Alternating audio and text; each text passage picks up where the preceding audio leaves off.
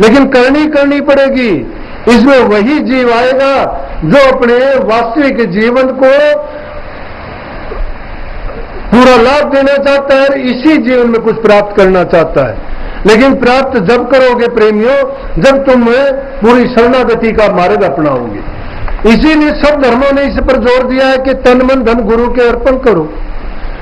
तन मन धन जब अर्पण कर लोगे, गुरु के विश्वास को जीत लोगे, आपको एक ही चीज मिलेगी सारी चीज अर्पण करने के बाद में, कि वो विश्वास। और जब तुमको वो पूरा विश्वास मिल जाएगा, पूरी श्रद्धा मिल जाएगी, फिर गुरु भला करता है, बुरा करता है, मंदा बोलता है, चंगा बोलता है, तुम्हारे हित का बोलता है। क्यों बोलता है तुम्हारे हित का? हम बुरा भला जब तक सोचते हैं, जब तक हमारा तन रहता है, हमारा मन रहता है, हमारा धन रहता है, जब तक हम गुरु की बातों पर यकीन भी नहीं करते। गुरु अगर तुम्हें कहता है कि 4 पैसे उसमें लगा देना, तो कहते हो गुरु ने लालच कर लिया। गुरु कहता है तुम ये काम करना, मैं कहता हूं अगर तुम करोगे हर क्रिया में, सतगुरु तुम्हें स्पष्ट रूप में प्रकट होकर बताएगा। अभी अपने एक सेवादार राजेंद्र है, जब मैं आया, मैं हर क्रिया नोट करता हूं, हर आदमी की नोट करता हूं। ये ना सोचना, मैं हर जीव का बोलना चालना सब पर दृष्टि रखता हूं, जहां तक मेरी दृष्टि जाती है। और उसकी पीछे की बात कि इसके पीछे इसका क्या वो रहा हुआ। आदमी अपना मान तोड़ देता है, सेवा मान तोड़वाती है। जो लोग सेवा से प्यार नहीं करते वो धार्मिक नहीं है। जो लोग सेवा नहीं करते उनके अंदर प्रेम नहीं है, प्रेम नहीं है और भक्ति नहीं कर सकते। भक्ति मैं कहता हूं तुम एक पल के लिए ना करो। श्रद्धा अगर तुम लाना चाहते हो अपने मन में, तुम भक्ति के मार्ग पर चलना चाहते हो, तुम सेवा करके देखो अपने तन से, मन से और धन से। तो मैं बात जो कहना चाहता था, वो लड़का राजेंद्र नाम है, वो झाड़ू निकालता निकालता वहां तक चला गया। अब मुझे पता है जो इंसान जो काम करता है उसी का चिंतन, उसी का मनन और उसी का ख्याल, उसी का विचार उसके मन में भी चलता है। मैंने कहा कि देखो पढ़ा लिखा अच्छी नौकरी करता है, सेवा का इसको मौका मिला है, लेकिन हर इंसान नहीं कर सकता। ये इस सड़क पे झाड़ू निकालता हुआ यहां तक आया है। क्यों? जब आया थोड़ी देर के बाद उससे रहा नहीं गया।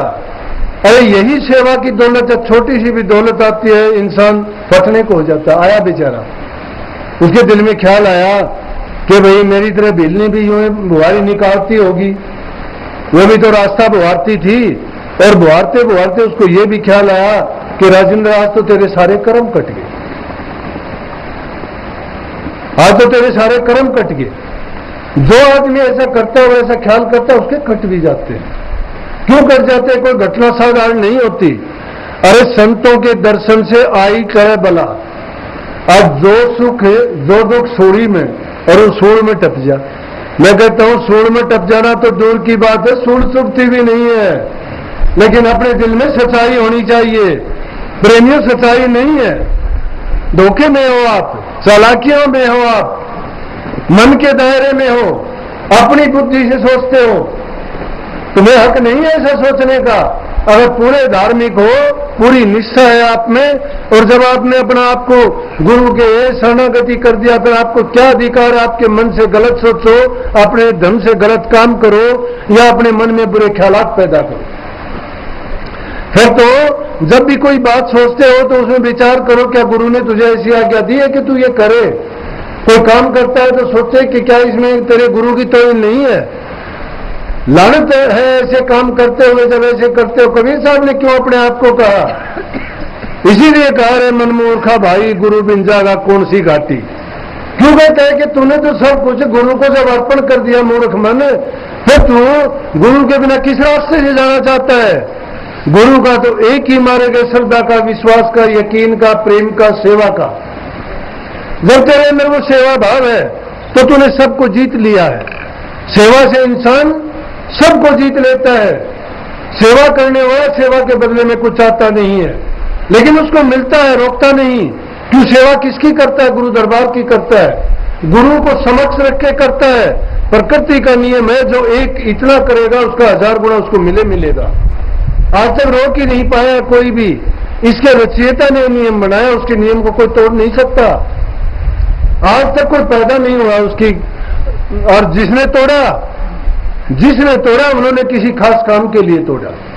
अपने भक्तों के लिए तो बार बार परमात्मा ने भी अपने नियम, अपनी मर्यादाओं को तोड़ दिया, लेकिन उनकी करवाने की उनमें शक्ति चाहिए। परमात्मा का प्रचार प्रसार और उनसे प्यार जुड़वाने वाले और उनके बारे में ज्ञान देने वाले भी तो उनके भगत ही हैं। परमात्मा से भी ज्यादा पूजा भगत की होती है। अगर भगत नहीं होते तो परमात्मा को कौन जनाता, कौन उनके गुणगान करता, कौन उनके गुणों की व्याख्या करके बताता कि परमात्मा ऐसा करता है वैसा करता है। परमात्मा प्रगट रूप में तो आके सामने किसी के कहता नहीं, लेकिन सतगुरु रूप में परमात्मा रूप को जानो।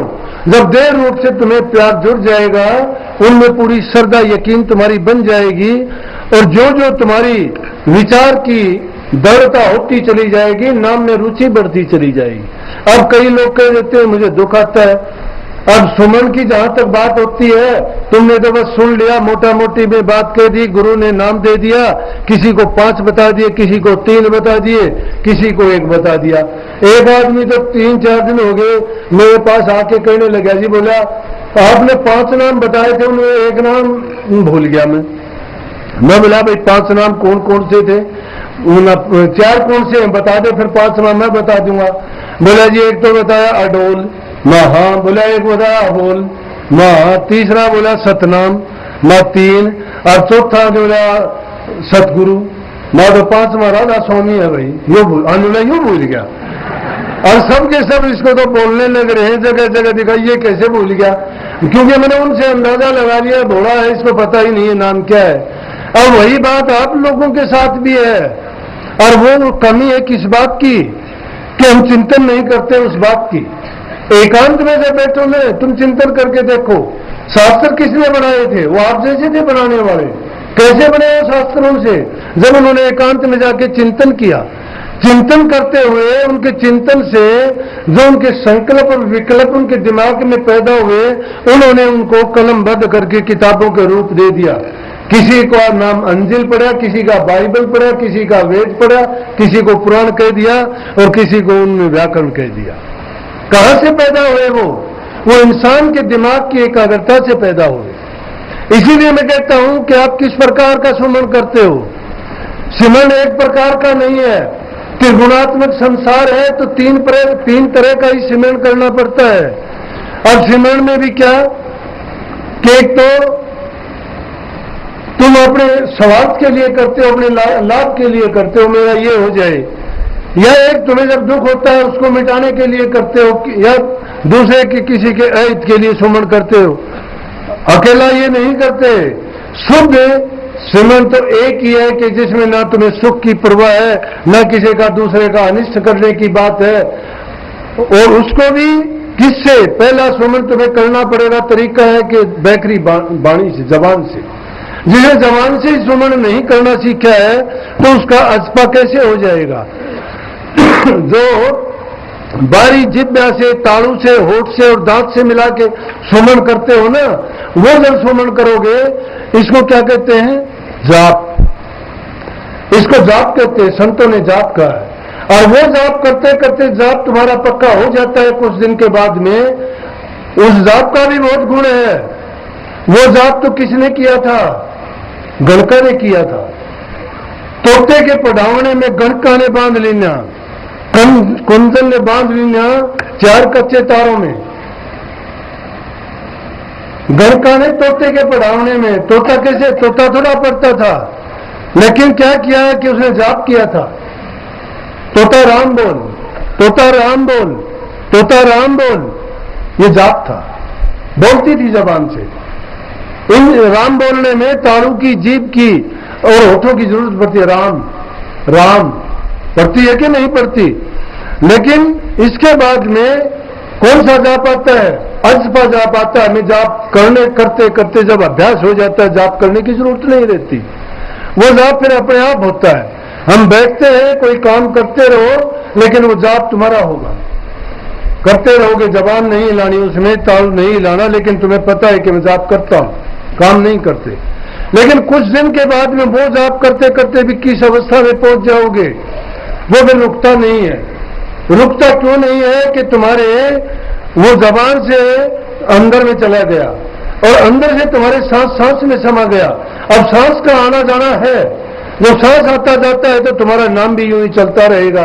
कबीर साहब ने क्यों कहा कि सांस सांस में नाम सुमर बैठा सांस न खोए, लेकिन अगली जगह यह भी कह दिया कि जात मरे, अजपा मरे, अनहद भी मर जाए।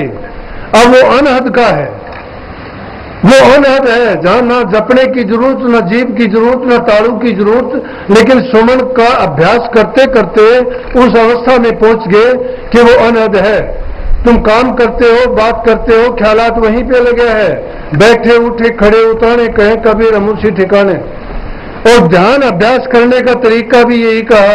कबीर साहब ने कोई जगह ही नहीं छोड़ी, कोई एक भी ऐसी बात नहीं छोड़ी कि जीव जो सवाल भी कर सके, किसी से पूछ सके कि मैं सुमन कैसे करूं, मैं ध्यान कैसे करूं और मैं अभ्यास कैसे करूं, मैं किस प्रकार से अपनी आंखों को उस ज्योति में जमाऊं, कैसे प्रकाश को देखूं, शब्द को सुनूं।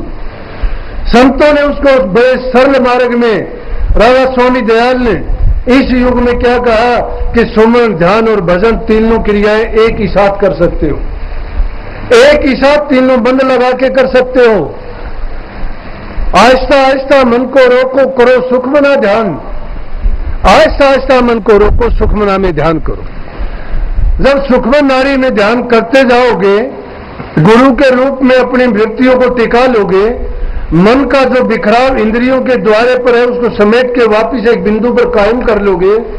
जब वही बिंदु पर तुम्हारी पूर्ण शक्ति, पूर्ण धार एक ही जगह एकत्रित हो जाएगी, तो जो जगह जगह इंद्रियों के द्वारों में शक्ति विनाश होती थी, वो एक मार्ग पर जब चल पड़ेगी तो उसके लिए मंजिल पर चलना बड़ा सुगम होगा।